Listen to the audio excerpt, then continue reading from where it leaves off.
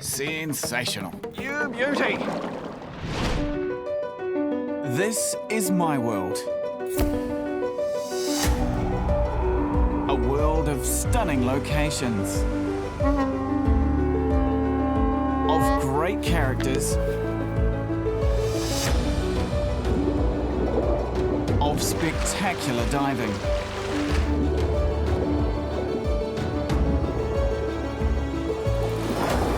And extraordinary fishing.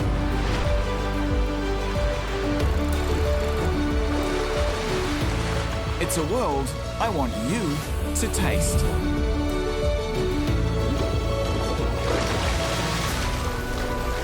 I'm Clark Gayford, and this is Fish of the Day. I'm about to be weighed along with my bags to get onto a small plane, which is a first. But there are two figures that are significant right now. The figures 10 and 35. I am 10 degrees from the equator, and it is currently 35 degrees Celsius. But we're going to go even higher.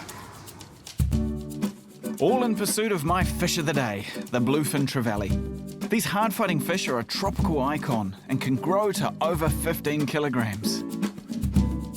So, where am I? Well, I'm in the southwest Pacific, the Solomon Islands to be exact, en route north to Gizo in the Western Province. It's an area of stunning beauty and hopefully of brilliant fishing. Now to get there, I'm travelling 380 kilometres north of the Solomons' capital, Honiara, and from there I'm catching a boat to the place where I'll be staying, Imagination Island. And the reason for going there is that we've been told that in a single dive, you can see more than 240 different species of marine life. So we're picking that the fishing's going to be pretty sharp as well. We're landing on a tiny island in the Vella Gulf on a runway built by the Japanese during World War II. So just over in the distance behind me is Gizo, which is the capital here in the Western Province. Population just over 6,000. But this whole area is just crawling and in the most incredible history. The local Gizo tribe here were notorious headhunters back in the day, before all the surrounding tribes banded together to wipe them out. And the fierce fighting wasn't just limited to pre-European times. This place, in fact, the whole of the Solomons, saw some of the most horrendous battles of the whole Pacific during World War II. The Solomons are literally covered in wrecks. Over 1,200 planes were shot down and close to 70 ships sunk, making these islands the wreck diving capital of the world. Now, I'm a couple of degrees closer to the equator here, and it's significantly hotter, with even higher humidity. There's some days you just wish you were a dolphin.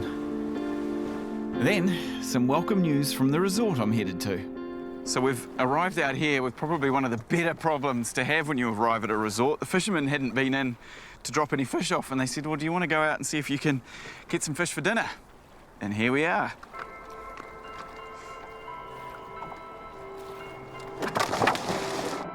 Hang on, I thought the water would be cooler, but it's actually 31 degrees.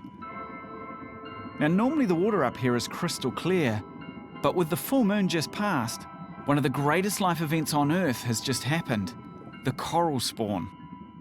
So, things are a little murky. Still, no excuses.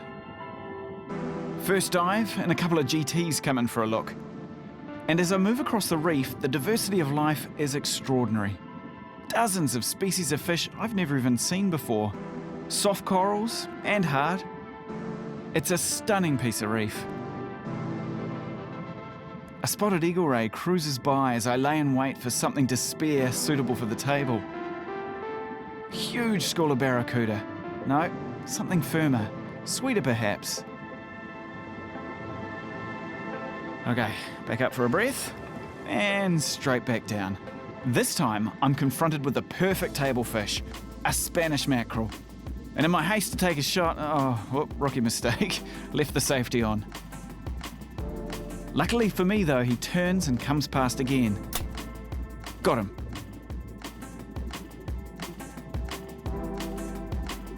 But we're on the board. Perfect table size Spanish mackerel. They get much bigger than this, but look, it's got the unmistakable tiger patterns of a mackerel, and they cruise all up and down here looking for bait.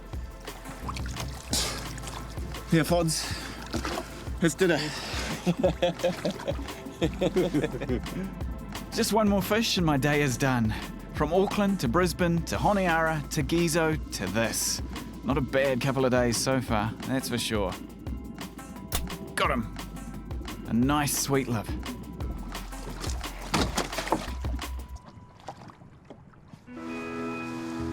Okay, time to head to my accommodation just a few kilometres away. My home for the next couple of days and possibly the most picturesque resort I've ever been to. And so this is where I'm staying. And this is what I've always wanted, my own place over the water. This is my room, and there's a real sort of rustic charm about the place. I mean, come and have a look at my bedroom. They don't fold swan towels like that anymore. But that's not the best part. Best part's out here. The balcony, complete with hammocks to lay over the water. And this water is sensational. It's a marine reserve. I can actually look straight down here and see a giant clam. There's a couple of bluefin trevally swimming out there. Now, when I looked over before, we had a GT coming up here. It's just phenomenal just to be able to stand here and take it all in.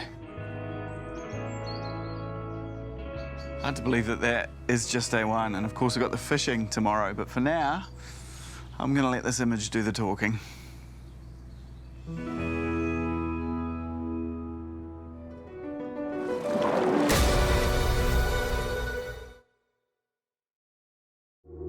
Anyone who's spent some time fishing will recognise this moment right here. We've got the sun coming up. I've got my gear prepped. I've been thinking about this overnight. I've sat in my room and tied my knots and sorted everything out, and I think I've got a reasonable game plan in place. The boat's ready. There's exceptional fishing out there, so this is the moment where you kick off into it. There is a day of opportunity ahead. Good morning, guys. You ready? Yes. Yeah.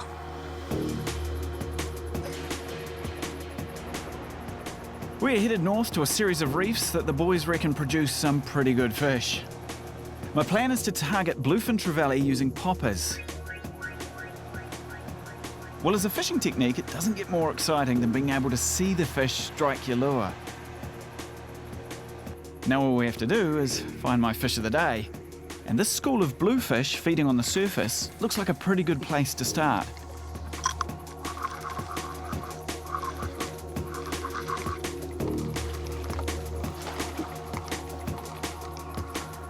Oh, yeah. And the boys were right. This spot is alive with fish.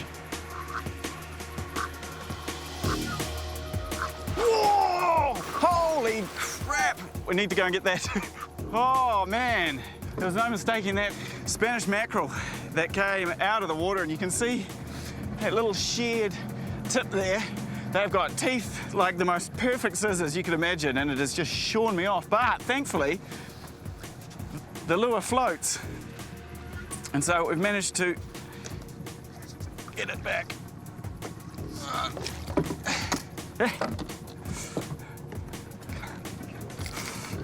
So look at that. You can see the teeth marks from where it's hit, and it's just come up and nicked that, and game over. Try again.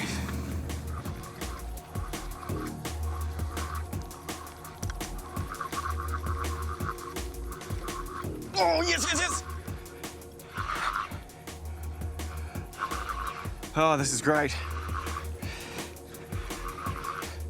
The sun's only just up. We've just arrived. And a couple of casts later, that bent rod feeling. Beautiful.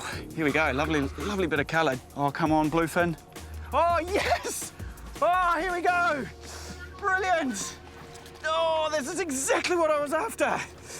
Fantastic. And that is a bluefin trevally. The trevally family are just so versatile. They're all the way down in cold water and certainly up here in the tropics. There's a whole lot of different varieties up here, from the big GTs to these beautiful looking, beautiful eating bluefin trevally, and that is a perfect table size. Now I just need a couple of bluefin, one for my dinner and Chef Dudley to cook for us, and one for the boys too. Very next cast, and I'm in again. Oh, yeah. Oh, this has got a bit more weight to it. You can just see the big thumping head shakes it makes as it comes around. Yeah. The terror of the reefs, the big cousin to the bluefin. Even though that fish is smaller than the one I've caught, the power on these things is just absolutely renowned throughout the world. Giant trevally, or GT. You can see why anglers travel the world chasing these particular fish. The strength of them is something that, until you're attached to one, is hard to explain. We'll pop this guy back.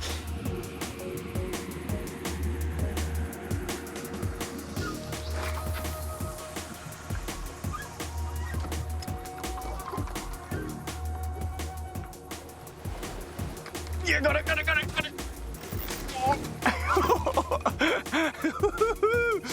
Oh, that was awesome. Came in for one strike, so I just let the lure sit like it was dead. Turned around and came back. You beauty.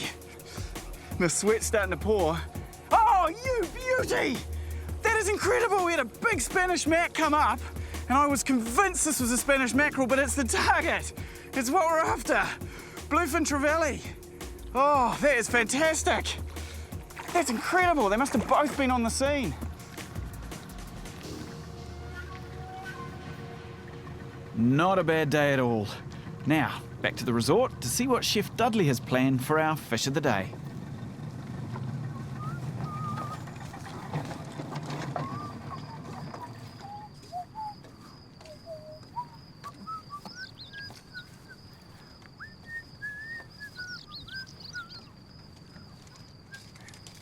Dudley, how you going? All right. The bluefin, as requested.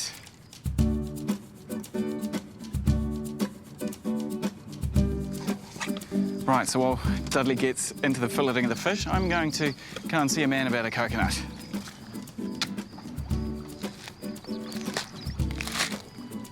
They say that a fresh fish curry is nothing without fresh coconut cream. And so Lionel, my boat driver, is starting from scratch. First you grate fresh coconut, and here we go.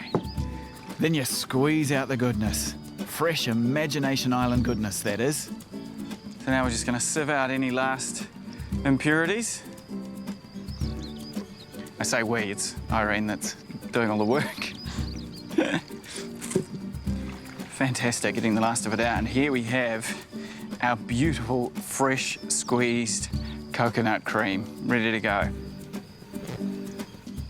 So a little bit of cooking oil.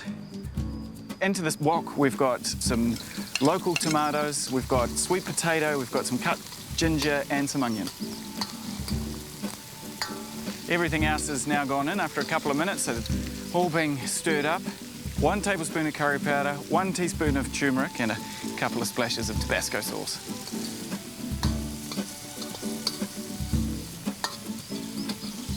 And in goes our bluefin.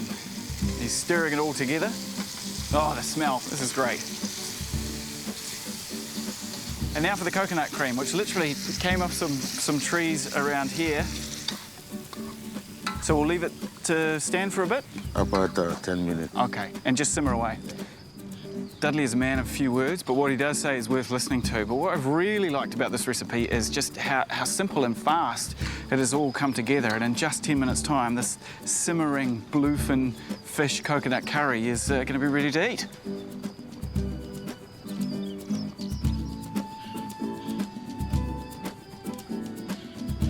Oh, that's for me, is it? Beautiful.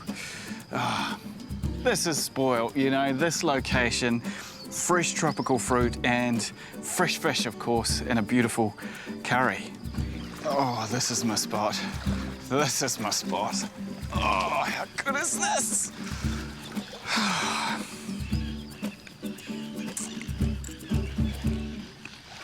Oh, yum. Perfect.